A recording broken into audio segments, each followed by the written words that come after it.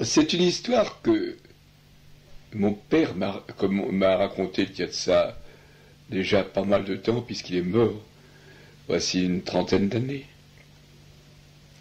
Et ça s'est passé alors qu'il était tout petit. Voilà ce qu'il m'a dit. Figure-toi que ce soir-là, la nuit commençait à tomber. Et toute notre famille se trouvait attablée pour le repas du soir. Mon grand-père Julien et mon père Joseph, l'un en face de l'autre, en haut de la table, près de la fenêtre. Et moi et puis mes 7 sœurs à la suite, de chaque côté de la table. Ma mère, Marie-Julienne, elle, était en bout de table et faisait le service. Oh, la conversation allait bon train entre nous, alternant avec le bruit des cuillères dans les écuelles, pour manger notre bonne soupe au lait et aux crêpes. Et voici qu'à un moment donné, mon grand-père Julien, qui se trouvait près de la fenêtre, fut très intrigué par les allées et venues d'une dizaine de corrigans qui repassaient dans la cour. Oh, c'était pas habituel de les voir si près de la maison. Aussi, il dit, oh, je me demande bien ce que ces loustiques sont en train de combiner.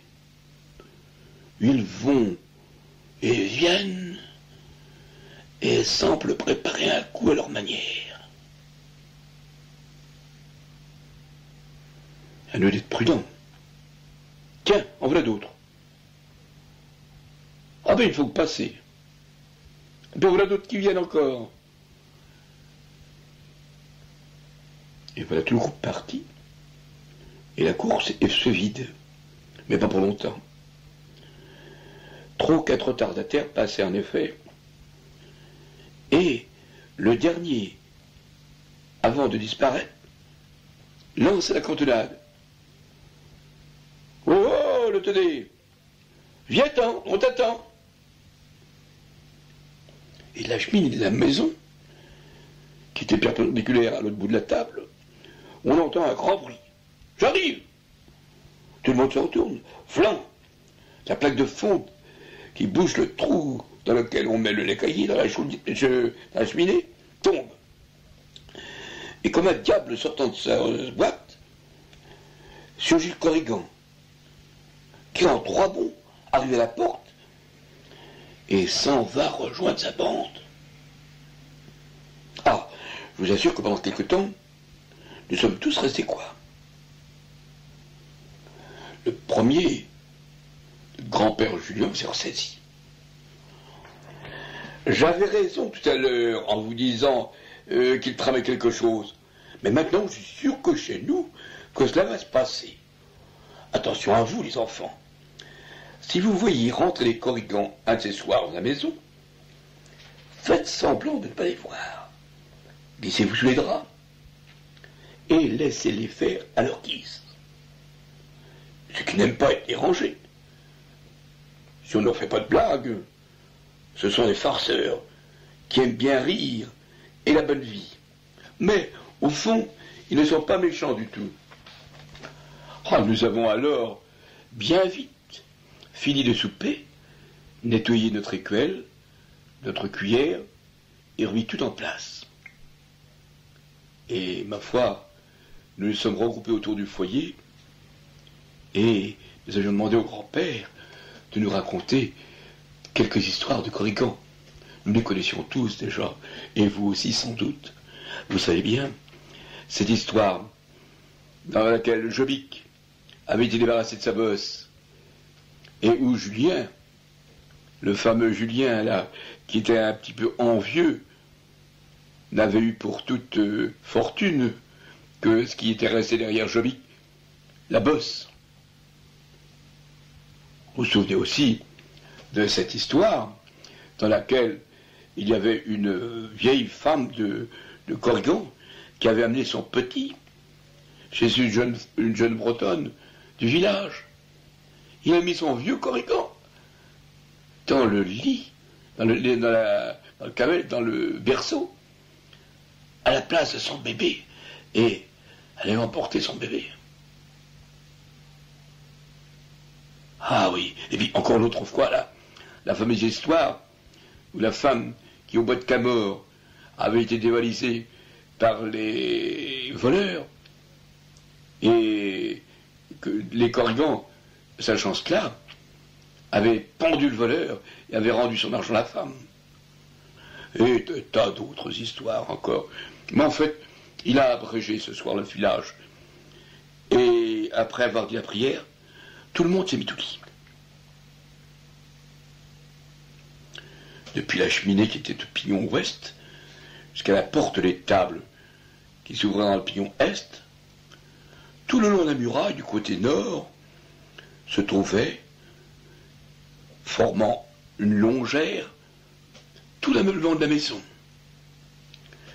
Le lit clos de grand-père Julien, près du foyer, avec son grand banc de sel,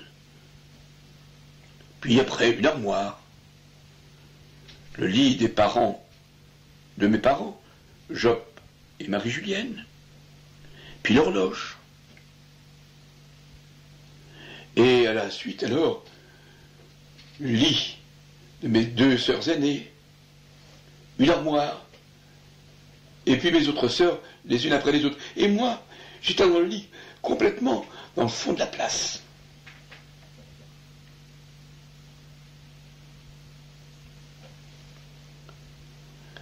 Avant de se coucher, ma mère avait eu la précaution de retirer le trépied, comme d'habitude elle faisait, et puis de recouper les braises recouvertes de cendres, de façon à n'avoir qu'à les écarter le matin dans le réveil, et mis toute une poignée de pics de pain auprès, de façon à ce que, le lendemain matin, le feu puisse être allumé rapidement, parce que, donc on savait toujours le feu vivant, c'est qu'à cette époque-là, on n'avait pas d'allumettes, et que le feu devait être toujours là, prêt à jaillir, d'un moment à l'autre. Et si la maîtresse de maison laissait éteindre le feu, c'était vraiment très très très mal pris. Et puis nous nous sommes endormis.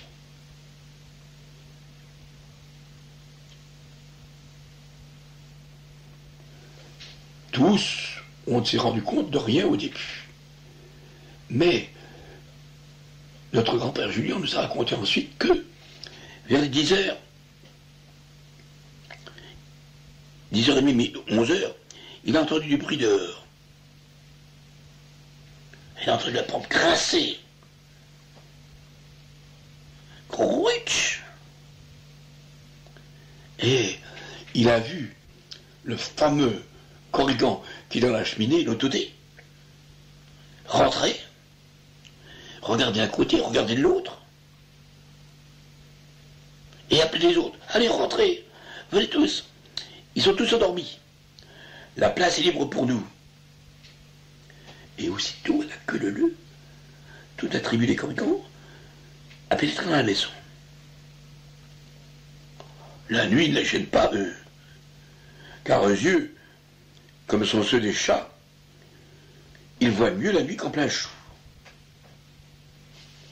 Le toté, qui connaît bien la maison, va au foyer, secoue les cendres, rassemble les tisons, met une poignée de pics de sapin sur le feu, souffle, quelques brins de bois sec, et d'un seul coup jaillit la flamme, qui brille et qui éclaire toute la place. Ah, le roi des corrigans, à ce moment-là, s'approche de l'autodé et lui dit, mais dis donc, tu as raison, la maison est grande et tout à fait bien pour ce que nous avons à faire. Mais où est-ce qu'il est le bœuf? Ah, là-bas, dans l'écurie, tu vois au fond là-bas, c'est la porte qu'il y a, c'est la porte de l'étable, on va y aller. C'est à ce moment-là que je me suis réveillé, et je les ai vus tous passer tout auprès de mon lit, pour prendre la porte de l'écurie qui était tout à côté de mon lit. Et je les ai entendus dire, parce qu'ils ne se gênaient pas de parler, ils disaient, oh, dis donc, oh, mais il est beau celui-là, regarde, celui-ci est le plus grand. Je me demande, si, regarde, tiens, tâte un peu. Ah oui, en effet, tu as raison. Ben, ramène-le. Et alors, aussitôt, le toté lui a passé une corde autour des cornes. Et puis un autre corrigan a pris un morceau de bois pour lui taper dessus, pour lui fouetter les jambes. Et on l'amène au centre de la place, tout près du foyer, à 4 km, peut-être à 4 ou 5 mètres du foyer. Et moi, je regardais ça de loin. Eux ne me voyaient pas du tout. Et j'ai vu à ce moment-là que l'un des corrigans a monté sur un banc avec une masse et vlan, d'un grand coup sur le front, il a abattu le bœuf. Il est descendu du banc, il a pris son grand couteau et croche, il lui a coupé le cou et il a laissé le sang s'écouler dans un seau qui était là. Puis après, il a étendu sur tout le long, sur le dos, et croche, il lui a retiré toute la peau qu'il avait sur le dos. Pendant ce temps-là, il y avait un autre qui était venu jusqu'à l'armoire, qui avait pris l'un des draps qui se trouvait là, et qui l'avait étalé de tout son long sur le banc de sel, juste auprès du lit clos de mon grand-père, de façon à pouvoir laisser un petit peu se rassir la viande, qu'elle ne soit pas bouillante comme ça pour être mis dans la soupe.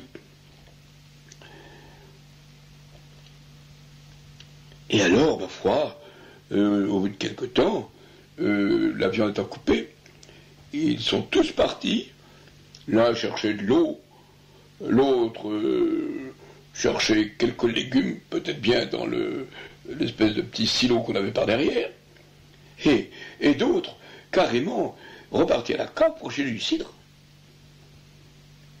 Et à un moment donné, il n'y avait plus personne dans la maison. Ah, moi j'avais peur, je me suis remis sous les draps.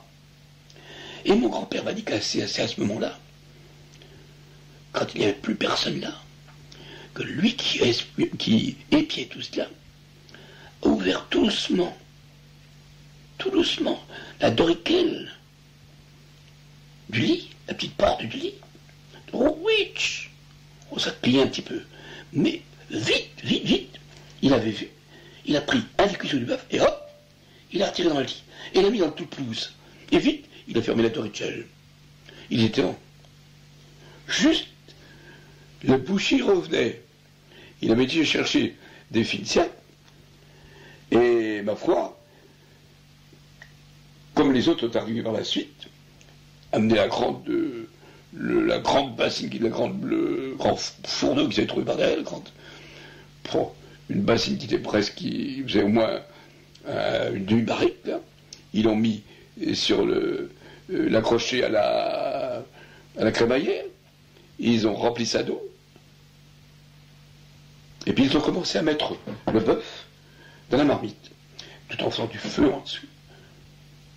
Et ma foi, quand le feu a été bien pris, ils ont tout assaisonné, remis les légumes assaisonnés, et puis ma foi, ils se sont dit, bon, c'est fini, maintenant il n'y a plus qu'à attendre.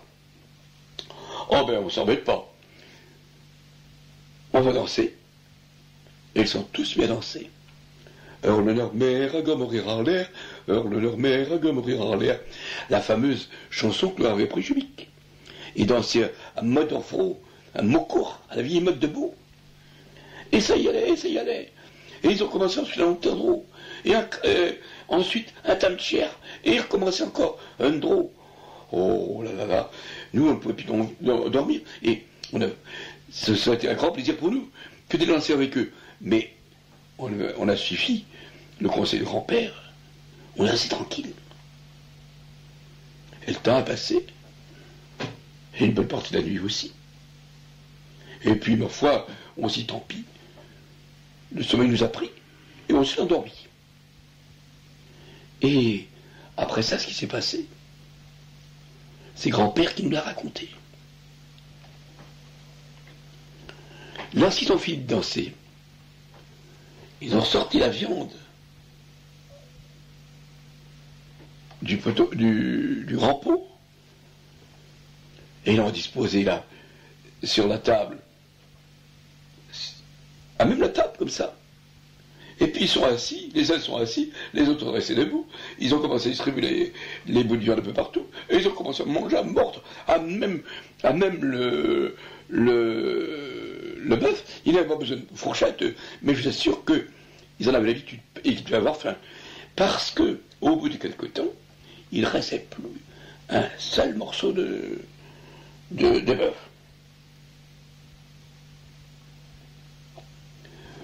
Forcément, les litres de cidre aussi étaient là. Ils ont trinqué, ils ont bu, ils ont mangé. Mais comme tout a une fin, eh bien, ma foi, le bœuf fini, le cidre bu, eh bien, ma foi, il ne restait plus qu'à rentrer. Le roi dit Gorgon se lève et dit: oh, mes amis, nous venons de passer une bonne soirée, grâce à le Taudé, qui avait bien repéré la maison qu'il nous fallait. Les gens ont été charmants, car malgré le bruit que nous avons fait, personne nous a dit un mot de reproche. On ne s'est pas aperçu qu'ils se sont rendus compte de notre visite. Aussi, nous ne pouvons pas partir comme ça, en laissant tout ce désordre après nous. Il va falloir qu'on nettoie complètement cette maison et qu'on la rende propre. Et puis, si demain, en se levant, il s'apercevait qu'un lampe a disparu, que pourrait-il penser de nous? Avant de partir, nous allons le reconstituer. Vous allez prendre chacun un os et le disposer de façon dont il se trouvait. Ensuite, nous lui mettrons la peau sur le dos, les cornes devant, la tête devant, la queue derrière. Et grâce à ma baguette de coudrier, en frappant 3 coups dessus, je lui redonnerai vie. Chacun s'empresse, prend un os, le remet dans la position voulue. Mais voilà qu'au dernier moment, il manque l'os du cuisseau. Oh, c'est pas possible, comme c'est bizarre. Nous n'avons vu ni chat ni chien rôder par ici. Oh, ce n'est pas quelqu'un non plus qui l'a jeté en feu à la place d'un morceau de bois. On aurait senti l'odeur. Oh, qu'est-ce que nous allons pouvoir faire? On ne peut pourtant pas lui rendre un bœuf à 3 pattes. Oh, Julien, derrière la maison, il y a un sureau. On remplacera l'os par un morceau de sureau. Du moment qu'il aura la même grosseur, il y a la moelle aussi au milieu. Eh bien, dès qu'il sera mis en place, tout ça s'arrangera et personne ne verra plus rien. Ah, c'est vrai. Mais il ne faudrait quand même pas qu'après, le paysan en charbon lance, pour faire tourner sa bête à gauche, un Django, parce que sa jambe casserait. Ah, d'un bout, c'est vrai. Mais là, écoute voir, le trou pas sera cassé. Faut pas le dire, forcément. Faut pas qu'il le dise. Mais cela ne regardera plus. Puis d'ailleurs, pourquoi lui dirait-il? Il ne sait pas que son bœuf aura une jambe de sureau. Mon grand-père qui écoutait ça dans son lit ne savait plus comment faire. Il aurait bien voulu rendre un cuisseau de bœuf. Mais c'était avouer son vol. Ne pas le donner. C'était risquer de voir se briser la jambe du bœuf. À ce moment, il ne dit rien. Et bien lui en prie. L'Autodé revenait avec son morceau de bois, morceau de sureau. Il l'a mis en place. La peau étendue sur tout cela, la tête d'un côté, la queue de l'autre. Le roi prend sa baguette, le noisetier. Il se met dans le bœuf du côté de la queue et frappe. Toc, toc, toc. Oh, le bœuf se redresse à ce coup, puis... Aussitôt, le taudé le tire par la corde qu'il n'avait pas encore l'huile sur les cordes. Il ramène l'écurie et le remet en place. Et le tour est joué. Et comme la nuit était finie et que le jour avait commencé, aussitôt, ma foi, les corrigans sont tous partis. Vous pensez bien qu'ils ne restaient pas là lorsque le jour était venu. Très peu de temps après, le jour s'est levé. Et mon père, le premier, s'est levé pour aller voir le bœuf. Je suis bien vite, ainsi que les plus grandes de mes sœurs. La brave bête se portait au mieux, semblant un peu étonnée de tout ce remue-ménage tout autour d'elle.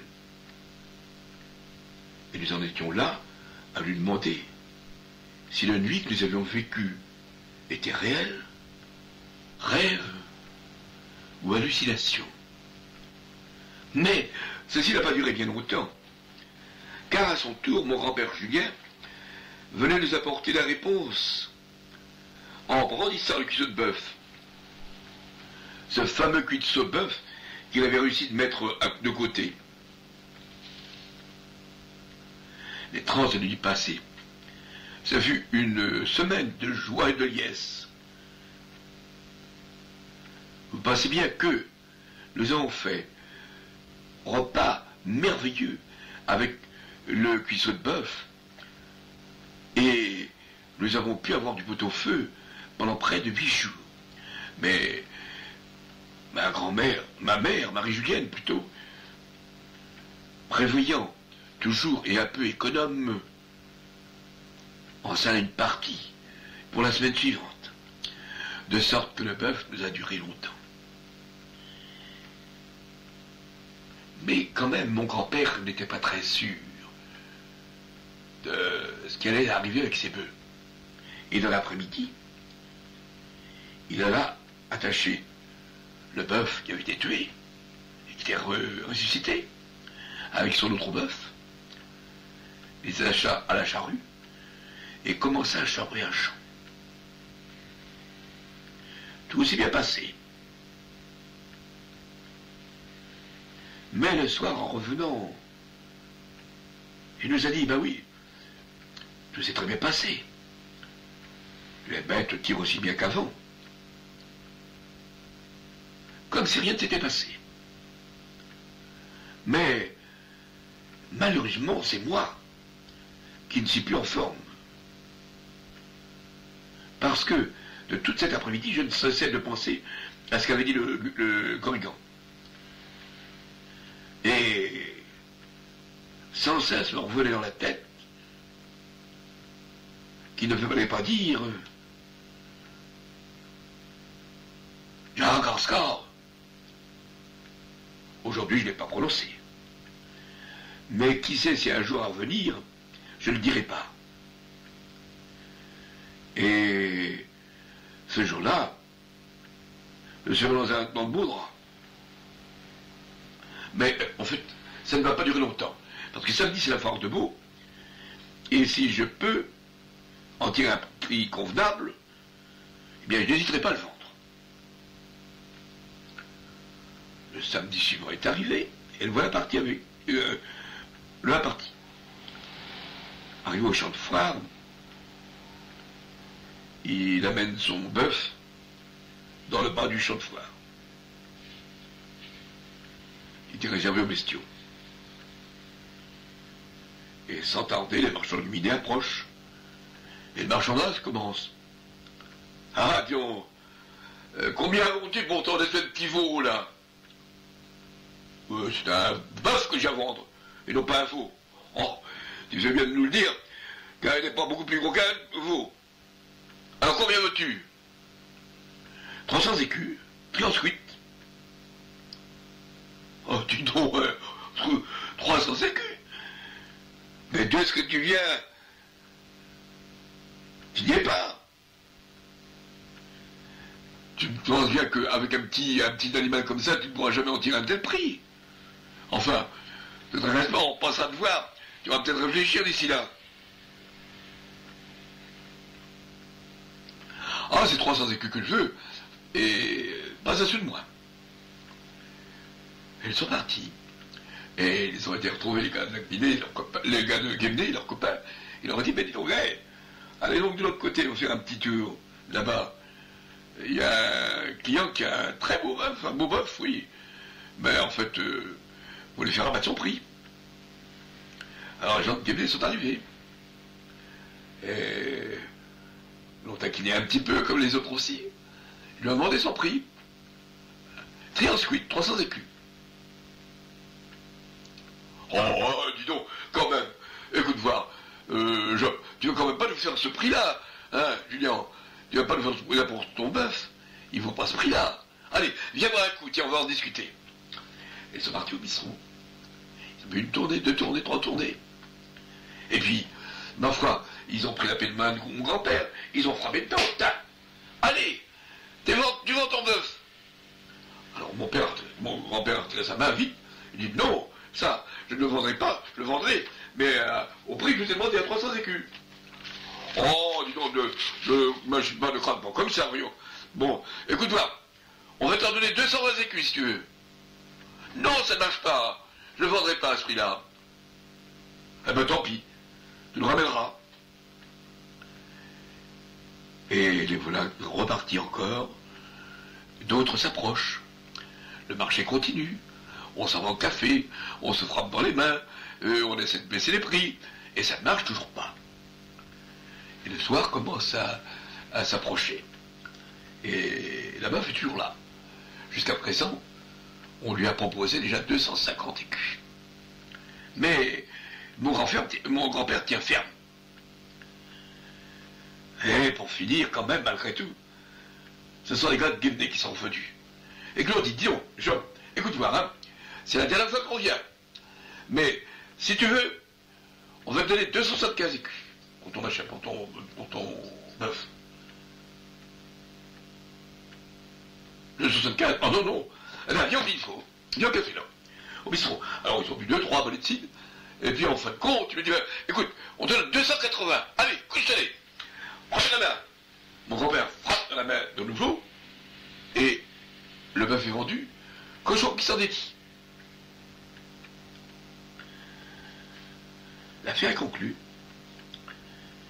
Et à ce moment-là, on rentre encore, on boit une dernière tournée, et mon grand-père a tout son argent. Du coup, il s'en va acheter un paquet de tabac, puis une pipe entière à 1 sou. Et ma foi, il met le feu à son tabac et revient. Mais une idée lui tourne à travers la tête. Il est toujours tracassé. Je dis, mais si c'était qu'un rêve que j'avais fait, que les corridors n'ont peut-être pas dit ça, je me demande comme si, en disant Tchalangarskov, la jambe de mon gosse tiendra. Et il s'approche du café de chez Corbel, dans le coin de Champ-de-Foire, où les gens de Guinée ont attaché toutes leurs les bœufs qu'ils ont achetés en après-midi. Et, ma foi, s'approchant du bœuf, il crie d'un seul coup, Tchalangarskov. Oh là là. Vous savez, en un clin d'œil, le bœuf a vacillé sur sa jambe, donné un coup de corde à la bête qui était de l'autre côté, parce que il a cru que c'était elle qui l'avait blessé, qui lui a donné un coup, donné un coup de corde, éventré à moitié la bête. Et ma foi, l'autre a redonné à l'autre un coup de corde à la mettre de côté, et 4-5 bêtes comme ça ont commencé à mugir, à s'écorder d'un côté, à se cogner de l'autre, à retourner, à retomber par terre, et c'est à ce moment-là, forcément, qu'en entendant ce bruit-là, tous les marchands sont sortis. Mon grand-père n'a pas attendu qu'ils soient sortis. Il avait déjà pris le chemin de Parpin et s'en revenait à la maison. Et, voyez-vous, heureux quand même d'avoir fait son affaire et d'être libéré de cette obsession de ce bœuf qui aurait pu se casser la jambe.